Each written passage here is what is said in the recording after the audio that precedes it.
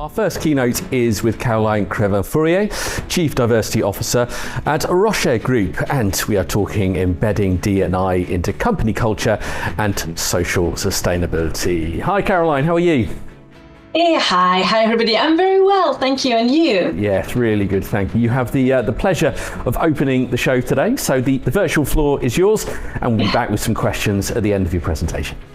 Perfect, thank you very much. And it's my great pleasure to be here with you all today. Just a technical check, can you see my slide? Slide just yet, we'll just wait for that to appear for you just for a second, Caroline. Okay, perfect. I guarantee our technical team are beavering away in the corner to show them, here we go, we're in business. Caroline, it's over to you. Perfect, excellent, thanks so much. So the topic today will be beyond HR, embedding DE&I into company culture and social sustainability. And let me get started with why DE&I is more than an HR project. And really for organizations to contribute to a more sustainable world, diversity and inclusion has to extend beyond the traditional people focus to include a focus on customers. And in the case of Roche, which is a pharmaceutical company, patients, but also on the wider society. And the aim really is to create sustainable prosperity, which is a term that has been defined by Andre Hoffman, which is the vice chairman of the board of directors for Roche, in the book, The New Nature of Business, The Path to Prosperity and Sustainability. And really, regardless of industry, organization must balance business needs with impact on nature. Organization must balance shareholders with stakeholders, short-term and long-term profits. And in that sense, Roche has long acted to advance positive change because it is the right thing to do. But this has now also become a business imperative, really. And so our DE&I priorities are directed at three focus areas. One is culture and people, very traditional D&I space, very important. The second one is patients as a pharma organization. And the last but not least is society. And such a wide-ranging, continuing effort goes far beyond what HR alone could be achieving, involving actually now the whole organization and many partnerships outside of it. So it really requires an evolution to an organization-wide culture founded on diversity, equity, and inclusion, and for all involved to play a role. And so embedding sustainability into corporate culture to advance positive change in society. What does it mean? So that's really a culture based on DE&I, diversity, equity, and inclusion. And what it does is that it develops the business and creates additional value by ensuring that diversity of the business mirrors diversity of our customers and the society where we operate. It means enabling thinking like your customers to increase your opportunities as a business. And it requires ensuring that business is focused on making decisions and developing solutions with diverse customer needs and patients in mind. Also, a culture based on DE&I reduces regulatory risks. It is a key element of building a diverse culture that's regulatory compliance. Diversity is becoming increasingly important in ensuring innovation and a sustainable future for products. Reducing regulatory risks means meeting mandatory regulatory requirements for instance, for Roche, diversity in clinical trials to increase patient access as we are doing, for instance, in the US. And Europe and other geographies are increasing those regulations as well. And failure to comply risks failing to get product approved or having to run additional clinical trials later on. And a culture based on D&I also means meeting society's expectation. There is a growing expectation from many societies for business to do more than make profit, but to play a greater part in contributing to a more equal society. And businesses and society are no longer seen as two different things, as separate, especially by younger generations. And DE&I here has a role to play in advancing that positive change in society. So how are we going about this at Roche?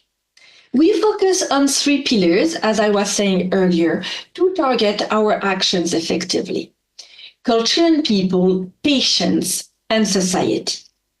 And if I start with culture and people, it's building a workforce that reflects society and where everyone can do their best work, creating a diverse, equitable, and inclusive workplace. Intentionally integrating inclusive recruiting practices and empowering global diverse networks or employee resource groups. For patients, what it means is proactively addressing the unmet needs of diverse patients and communities, increasing diversity of patients in clinical trial and fostering this inclusive research, and really improving access to medicines and to diagnostics. And one way we do this is strengthening relationship with underrepresented groups in society. And society is our 3rd pillar after culture and people and patients. And our goal here is really to advance this positive change by our innovative medicines and diagnostics. We contribute as Roche to positive change through also creating jobs, contributing to healthier and more equitable communities, living up to high ethical standards in everything we do. We offer opportunities for girls and underrepresented communities in STEM. And STEM stands for science, technology, engineering, arts, and mathematics. And our supplier diversity programs are also very much in support of that change for society. Where it focuses is on broadening our supplier base to increase representation of underrepresented groups, but also directing our spend towards these groups to have a positive impact in the society.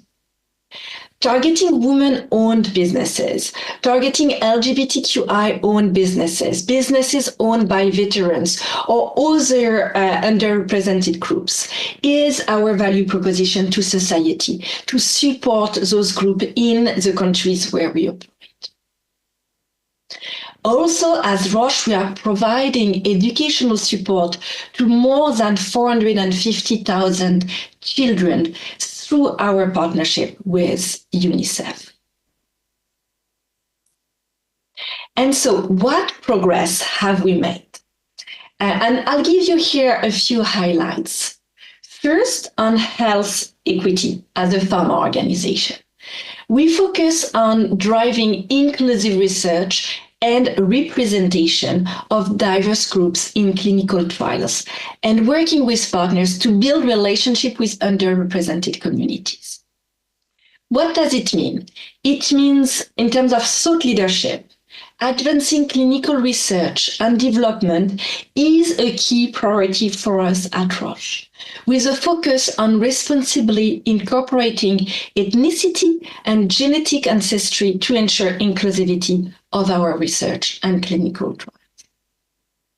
The New England Journal of Medicine shows that diverse trials are 30% more likely to find effective treatments for underrepresented groups. And so with our country alliances, we are advancing health equity and inclusion by addressing the unmet needs of those diverse patient populations and by building stronger connections with underrepresented communities in the society.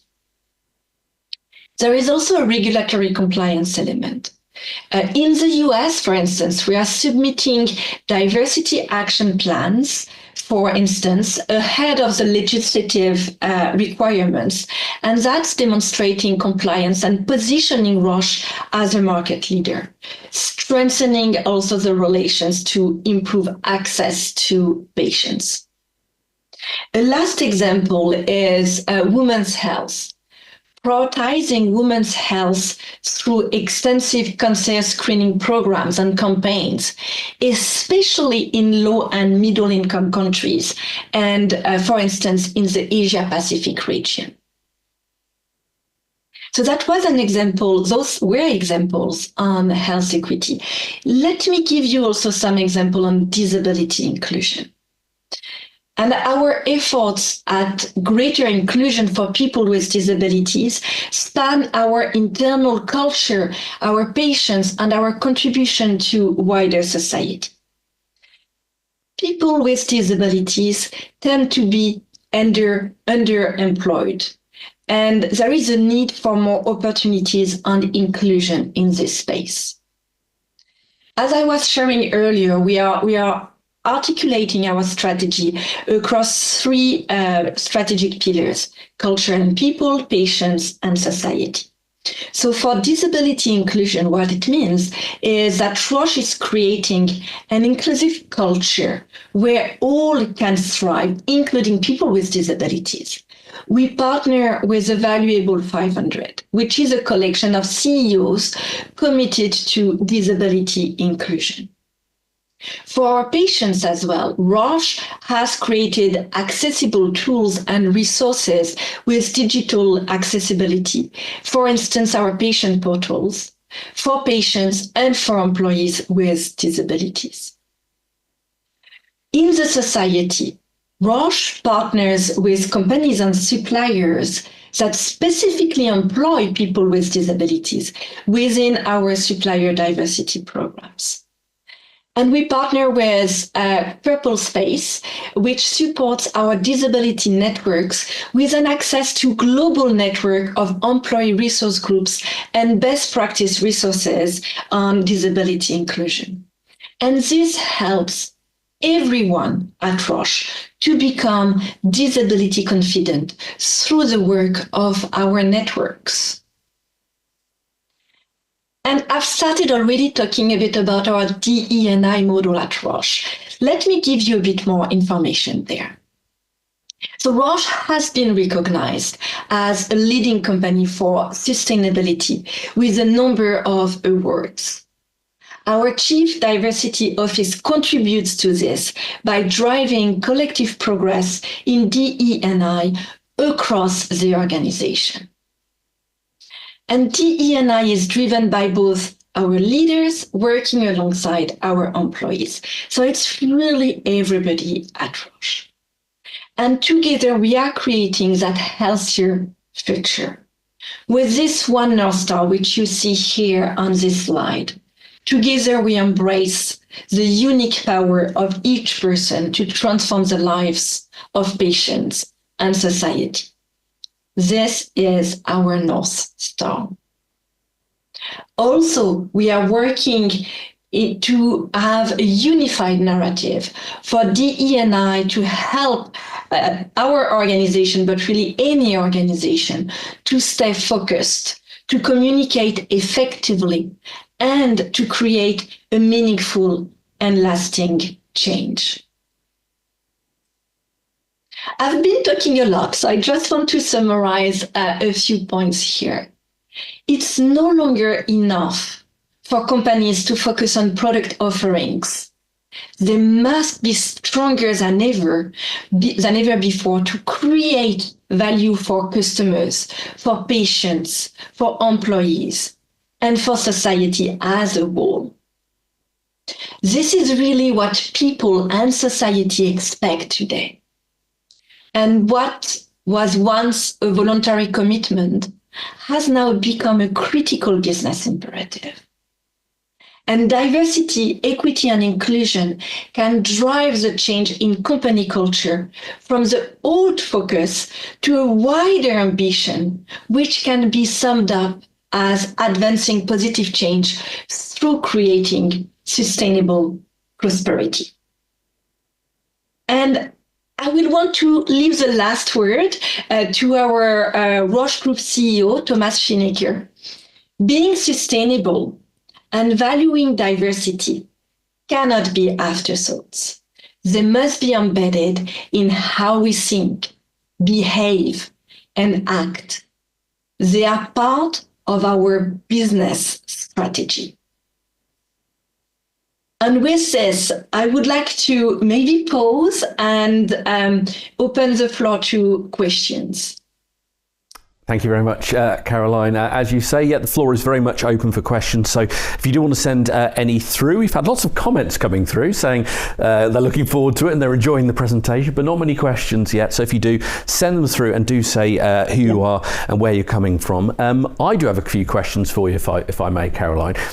And clearly, Roche is in a position of a very mature strategy. It is well embedded into your culture and to just the way you do things day to day. What advice would you have for any organisations that don't have that level of maturity in their D&I structures, that are earlier on in their journey? What advice would you have for them? Yeah, thanks a lot. It's an excellent question. And indeed, organizations are at different level of maturity in terms of their DE&I journey, and it's absolutely okay. There is no wrong place to be. For me, one key advice would be really meet your business where they are.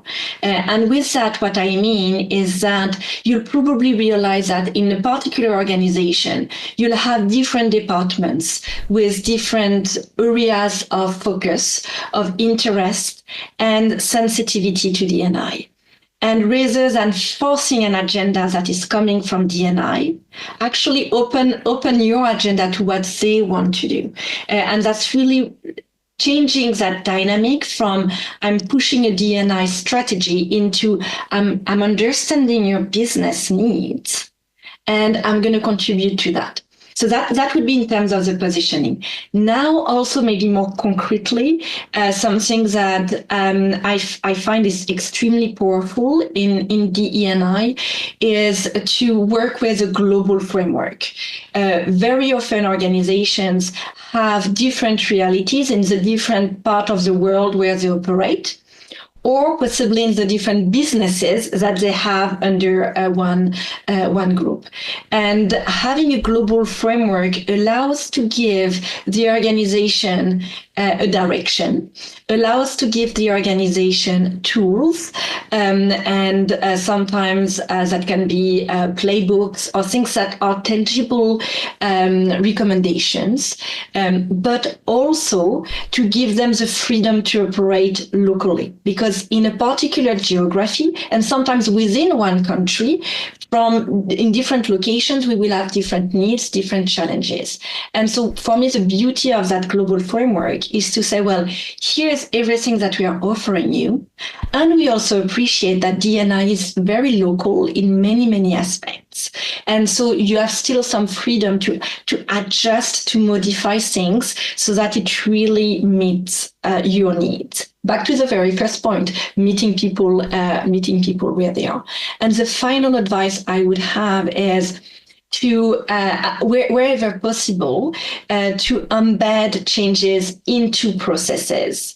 So if we talk about HR, embed changes in the recruitment processes, for instance, in how we look at talent developments, so that you reach scale immediately thanks to your HR colleagues.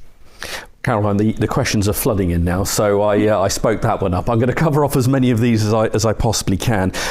This first one, it leads off what we just spoke about there, about embedding D&I into an organisation. This is a great question, though. How do you mobilise leadership, buy-in, and then action? Because it's amazing what a difference it makes when the C-suite are on board with a particular project. How do you get that leadership buy-in? Yeah, excellent question. And always a topic in all the organizations where I have worked. So for me, there are different elements there. First, again, if you are defining your D&I strategy to meet a business strategy rather than doing what you feel is right, but not linking it with a D&I strategy, already it's opening the door for leaders to want to know more, to want to understand more. So for me, that's one element.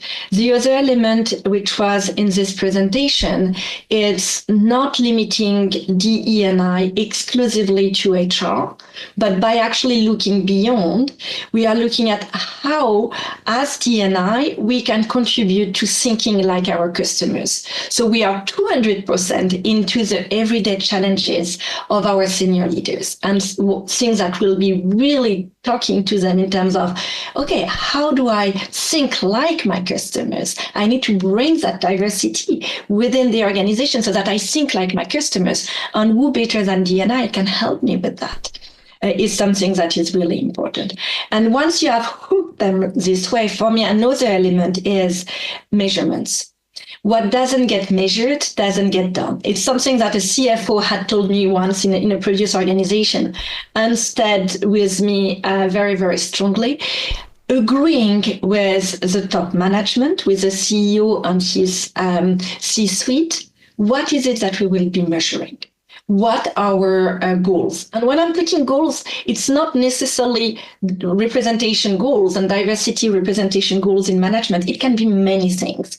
But what will be relevant to measure as we are measuring any other organization in this company? The marketing teams, the sales teams, what is it that how is it that we'll be measuring progress in the D&I space, and to report on it? We report on it on a monthly basis. And I would really encourage you to contract on what it is that you're going to measure, what are your goals, and to provide those updates on a monthly basis. It allows to stay very visible for your top management and to see that actually you are making progress, so you are contributing to the business. Yeah, when you see those stats, it always makes a difference. Plenty more questions coming in, so I'm going to rattle through a couple more of these. And this is a great question here from Orla. How do you create a mature DE&I culture within your organisation globally? And Orla, if you'll forgive me, I want to extend on that question slightly, because a strategy that might work in Europe might be harder to implement in Asia, that might be harder to implement in the Middle East or in North America. How do you create a slightly flexible strategy, because you have to be culturally and geographically aware about the differences? Absolutely. I love that question and that comment. I completely agree with that. So in D&I, yes, you do have one strategy, or in our case, we have one strategy. We have one North Star, which is the ones that I was sharing with you. And the reality will be different in different geographies. And so the maturity of your organization will probably be different in different geographies as well. And it is okay. The objective is really that everybody goes on that journey together and everybody matures regardless of where the starting point was. And progress is progress anywhere in the world. However, so to your point, if I'm sitting in the US, if I'm sitting in Europe, if I'm sitting in Latin America or in Asia, D&I will mean different things. First, there will be a different legal context as well, where sometimes things are mandated, sometimes things are prevented or prohibited. And that's where we need to take that global strategy. And what I was, I think it was with one of the questions I was referring to that, we need to derive from it global frameworks. Globally, this is what we are aiming toward. but I'm giving all our geographies freedom to operate so that within that framework, they benefit from resources, from coaching, but they also have the freedom to adjust to whatever society is expecting from them. And this is really, I feel, the theme of this overall conference with sustainability. This is anchoring businesses into society, and not to have companies and society not being polarized necessarily, but not looking in the same direction, but really more and more having the two working hand in hand. And for me, growing the maturity of D&I really is anchored in what are the society expecting from us. So concrete tools, again, make sure that you still have a strategy so that you have a North Star and you can focus your organization in the same direction, but give flexibility and accompany each region, acknowledge that the needs are different, and progress is progress, regardless of the geographies. And one final question, and I'm so sorry, I'm not going to be able to get through all of these questions. There are so many, Caroline, we should have given you twice the time. One last question, if you could answer this relatively briefly, I'd be very grateful.